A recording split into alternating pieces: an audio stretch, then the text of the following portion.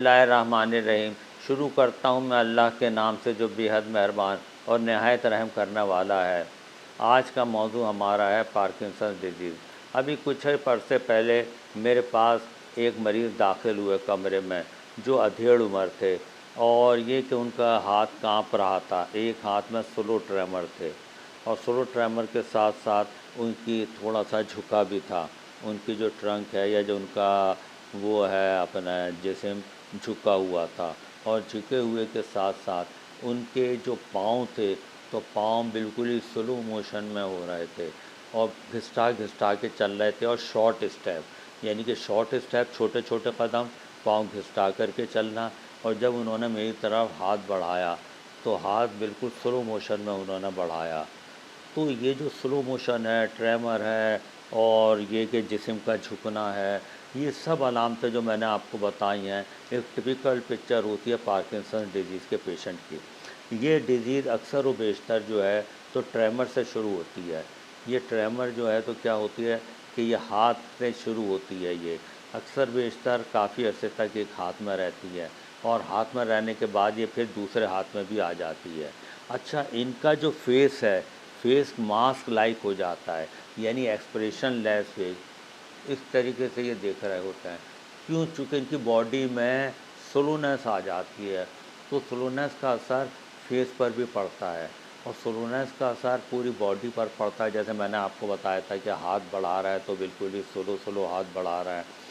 फिर ये इनकी जब कमर जब झुक जाती है तो इनका चलने का तो वही स्टाइल रहता है, स्लो स्टेप, लेकिन इस स्टेज पे फिर इनके तवाज़ुन पर फ़र्क पड़ने लगता है, यानी कि बैलेंस पर ये डिज़ीज़ अटैक करती है, जिसकी वजह से ये मरीज़ आए दिन गिरते रहते हैं। तो जो मरीज़ ज़्यादा गिरते हैं उनमें पार्किंसोनिज़्म का रेशो अच्छा खासा होता है, और बाज़ दफ़ा ये गिरने से या अक्सर गिरने से इनकी कूल्हे की हड्डी टूट जाती है, यानी कि फ्रैक्चर हो जाता है, और फिर इसकी अपनी कॉम्प्लिकेशंस होती हैं कि काफ़ी अर्से तक इनको बेड रिडन होना पड़ता है, और फिर ये कि अपना जब बेड में लेटेंगे तो बेड की अपनी कॉम्प्लिकेशन 12। अब ये डिज़ीज़ जैसे जैसे बढ़ती जाती है, जैसे जैसे बढ़ती जाती है, तो वैसे वैसे मरीज़ के जो स्टेप्स हैं वो बहुत स्लो हो जाते हैं, और एक वक्त आता है कि मरीज़ बेड बाउंड यानी कि बिस्तर का होकर रह जाता है। जब ये डिज़ीज़ प्रोग्रेस करती है तो बिस्तर का होकर रह जाता है। तो बिस्तर की जो अपनी कॉम्प्लिकेशंस होती हैं कि एक तो इन लोगों को फिर बार बार नमूनिया होता है, बार बार नमूनिया होता है, या ये कि इनके बेड सोर यानी कि जो हिस्सा लगा हुआ होता है बेड में, वहाँ पर जो है तो अपना ज़ख़म से हो जाता है।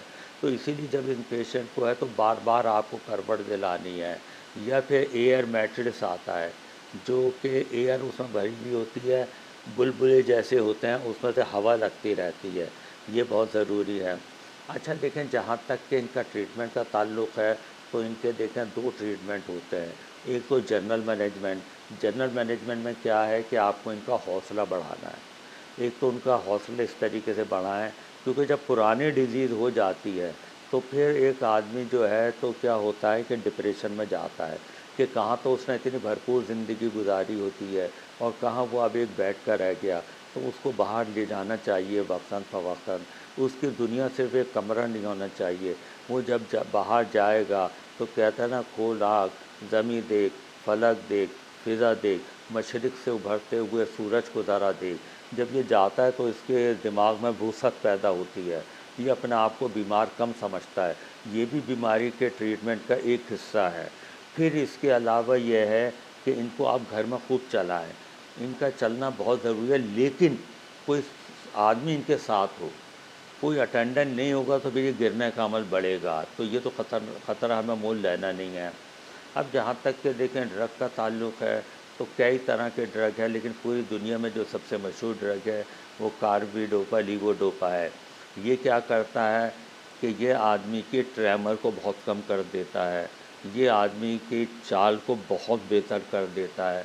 ये जो मास्क लाइक फेस होता है इस पे थोड़ी सी एक्सप्रेशन आने लगती है, इसकी चाल बहुत बेहतर हो जाती है, और इस पेशेंट को लगता है कि वो एक नई ज़िंदगी में आ गया। तो ऐसी बात नहीं है कि ये लाइलाज बीमारियां, हाँ, البتہ اس کا پروسیس چل رہا ہوتا ہے، لیکن علامتوں کا علاج یہ کہ بہت اچھا ہے۔ تو اس ڈیزیز سے لیکن فزیو تھراپی جو ہے ضرور کروائیں۔ اچھا، السلام علیکم۔